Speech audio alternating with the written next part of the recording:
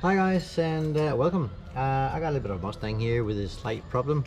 Many other people probably have the same. Right now, if I put in my key and turn it, you'll hear a clicking noise, and to get rid of the clicking noise, I'm going to do that in this video. You can hear it here. It's one of the climate control switches in there that's actually over clicking, and I'll see if I can actually fix it, or I have to exchange the whole module. It's underneath the dashboard, and I'll take that apart in a second. It's a 2010 Mustang and convertible, and apparently, I don't know when it happened, but it just did happen, and apparently this is something that happens on these cars quite frequently. So let's try with that. The way we do it is actually to get through the glove compartment right here, and then there should be 3, or maybe also one on the other side. I haven't really checked it yet, but there should be some valves or these modules sitting in behind here. Should be 3 of them, and we got to find out which one is the faulty one. So stay tuned. So to get into the glove compartment or underneath it, just open it, push this to one side, take the other one as well, bend it over slightly like this, and it should be able to go ahead and open like that, and then it'll release at some point and it will fall down nice and dandy. After that, we'll go over and have a look at where these modules are located, and they should be up in this area up here, and I'll see if I get some light so we can see that as well. So I'm playing a little bit with the air conditioning panel here just to figure out where it is, and if I change the different airways here as well, so the valves change in the right direction, I should be able to hear when it goes into the full extend, or when it changes the flow of the air between different vents. However, as you can see here, all of this is working absolutely perfectly, and there is no clicking sounds or anything else. So by looking at that and playing with it, I figured let's go ahead and try to do the temperature control valve. Let's see what happens. If I go all the way over, nothing happens. Let's go all the way back again. Let's see if we can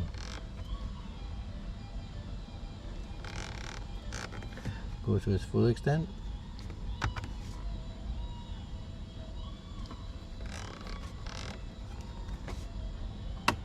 There it is. So when I actually want to go ahead and mix the climate control to the colder side, that's where it comes in. So let's just try it to make sure. It's in the midsection. So here is one of the regulator modules right here. There's like 3 screws in it, one behind it as well, and it looks like I can't get to it with a small socket and a small wrench as well, so it should be fine. And it's just a matter of figuring out which one's what and which one is actually doing a clicking sound. I'll do a field test, see if I can provoke the fault to come on again, and then I'll just touch it to feel and hear which one is the faulty one. You can also use a stethoscope as well. The stethoscope will work actually quite nice, and it'll click exactly where that thing is going off. I've now determined that it is actually this one here, that valve that's actually faulty. So I just disconnected it right now and turned all the power off, of course. And I want to take these 8mm bolts and take that out and remove it and see if we get a new one, or if I can actually fix this one. I'll just have a look at that as well. There's a computer that actually controls it, so it could also be calibration, but I think it is faulty. I'm not 100% sure. So now we're going to remove it. It can be a little bit tricky to get these bolts out, so I'm using a little bit of everything here. Right now I'm using a wrench up there with a socket on it as well. I have used a small wrench down here as well that's adjustable, and these things actually work quite well. The 3 screws are now released and everything is actually out. So here we are, here's the module, and that should be the faulty one. I'll go to the test bench and I'm actually going to go ahead and try that out. I could also swap one the other one, see what happens, but I'm just going to see if I can fix it. So here we are on the test bench. Here's the module that goes clicking constantly, and also see if we can go ahead and fix it somehow. It's got a little bit of a wheel here with geared wheel, and I'm just going to take this apart and we'll see how it looks like. It should be a small servo in here, kind of easily to see as well, because there are 2 connections here as well, so we should be able to get this thing to run with a little bit of wires and a battery. So let's try that out. What you need here is a small screwdriver.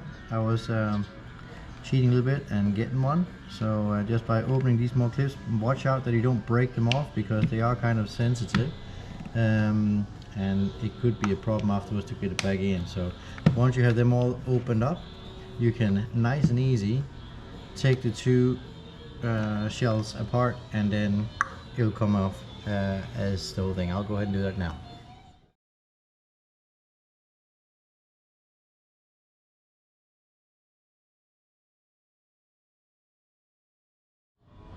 So by closer examination, the geared servo here that changes in here is actually missing a tooth, and I don't know if you can see that, but it's actually missing right there on the top at this moment right here.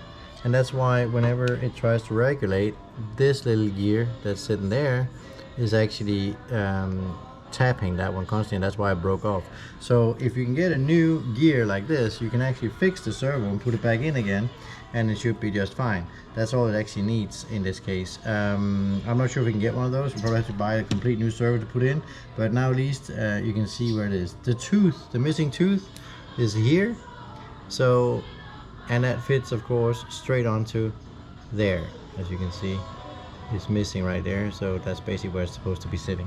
So that's the malfunction of the actuator, or the mechanical actuator, we'll say, for the air conditioning on that Mustang. However, I'm not sure if I can't fix it yet. I haven't given up on it, but I'll see if I can get both the new one but also that spare part, and then we can go ahead and assemble the whole thing again, and we should have a car ready within the next few minutes. Well guys, the project is expanding slightly, and I've been trying to figure out to fix this one. You could actually glue it, but it's not going to hold up, and even though this gear is easily changeable, it would probably work quite well as well, but it's not. So I went out, got myself another one for 16 bucks. That's what it cost. Well, 19 I think it was, and I got it with a discount as well, but it doesn't matter. You got a brand new module here, and it's the same, and you just go ahead and change it. Now I have to say, if you have some of those that are faulty, then be advised that in here, inside the connector itself, this one here, we can see it has actually two connectors, and that's the floor model. If you go, for example, with the blend model for the mixture, the air mixture, then you'll have 5 or 6 connections in here as well, and there'll be different plugs as well. So just because they look the same is not the same, so make sure you get the right one. You also got one that has one on each side and so forth, so make sure you get the right one when you get in there. There are also different prices, of course, but anyway, this should be an easy fix from now on. Just going to go out and put it in, take the circuit breaker out, and let the computer recalibrate this one to the door, and then we'll be finished with the project. Anyway, stay tuned and I'll go ahead and put that back in. So here we are, back in the car. We got to get back up in the area up here to make. Now this is where the valve actually goes. The air actuator straight into the hole up there, and it can only be put in one way. So basically, once it fits, then that's it, and then you connect the plug afterwards, of course. The air door actuator now is now reinstalled, and as you can see, everything is there. The plug is in there as well, and so forth. So that's actually quite okay. You might find it easier for you once you install it to put the plug in first and then install the whole system. Do not turn on the car before you're completely done. I still need to go ahead and pull the 15 amp circuit breaker to the control module, and then it's going to recalibrate itself before we start the whole thing up again, and then it should be fixed. So just a little bit of a tip of the week, or tech tip of the week. Make sure you can plug it in and then just go ahead and install it all. That way it actually simplifies your process slightly. So here you just pull off the panel nice and easy, pull it forward, and then if you lift up this little piece here, it's set up with a velcro as well. Then behind here, it's actually put in so well that you can't really see it anywhere, but it's put in so well that to protect it from water, because it's have that sometimes if you have a lot of water in the area. And then once you get all this taken care of, then you get into the, see if I can get up so I can see something. Then you get into this fuse box itself. Let's see here, it should be coming, and there we are. Let's have a look at that. we go. If you didn't know where they were, it can be hard to see as well, but this is basically where you find them. So the fuses are the one we're gonna need is a 15 amp, and it should be located on here. Let me just find it. So here's the fuse box. A little bit hard to see though, but that's basically it. It's fuse number 15, and that fuse is the second, almost on the top, on the right hand side. It's actually the one that is sitting all the way up here on the right hand side, up there in the corner, and that's number 15. You can see it on this part here, and it's the one up there. So we'll pull that out and have a look. So in order to check that it's the right fuse that we actually pulled out, I'm just going to turn on the ignition slightly here and then see what happens. Everything else lights up, which is fine, but there's nothing here that actually works. So this is ready for the calibration now. So not even the modes, the fan, there's nothing going on here. So that's pretty good. So that's the reset basically. So we're just going to wait now for 30 seconds at least to make sure that the computer's forgotten all what it's actually remembered, and then we're going to reinstall the fuse, and then we'll turn everything on again, and then it's going to take about another minute, about 30 seconds to a minute, for it to calibrate where the valve is going to be, going up and down, and actually alternating between floor and also the windows and so forth.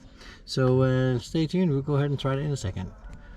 While we're waiting for this to happen, you might as well hit the like and subscribe button, and then you will get another notice whenever I make a new video. Thanks. So after you hit the like subscribe button, we're now gonna turn it on. It's now been 30 seconds at least, so let's see what we can do, see what happens.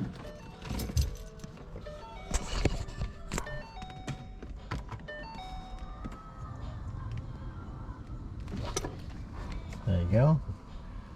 We got a little bit of live there. Let's go ahead and put it into the floor. Let's go ahead and do it only to the floor.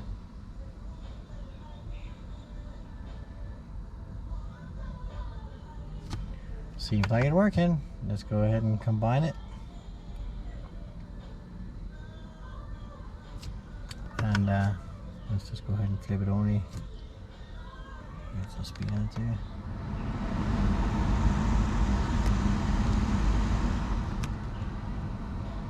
There we are. Seems like everything's working fine, just perfect. So that's all there is to that, folks. Change the airflow actuator down there as well. Make sure you get the right ones. The connectors are not the same. I have to specify that, so make sure you get the right one. You might take your old one with you. That way, if you're in doubt which one you have, there is 3 on this right side, and you could have 4, one on the left side as well. But either or, the one that's faulty is the one you need to get changed, and it has to be the same. They're a little bit different pricing as well. This one here was kind of cheap. They're ranging up to about 50 bucks if you need them. Anyway, this will save you a lot of hassle, and also save you some money. Get your car back to specs again, and you can go out and drive happily. I hope you enjoyed the video, and I hope to see you very soon. Thank you.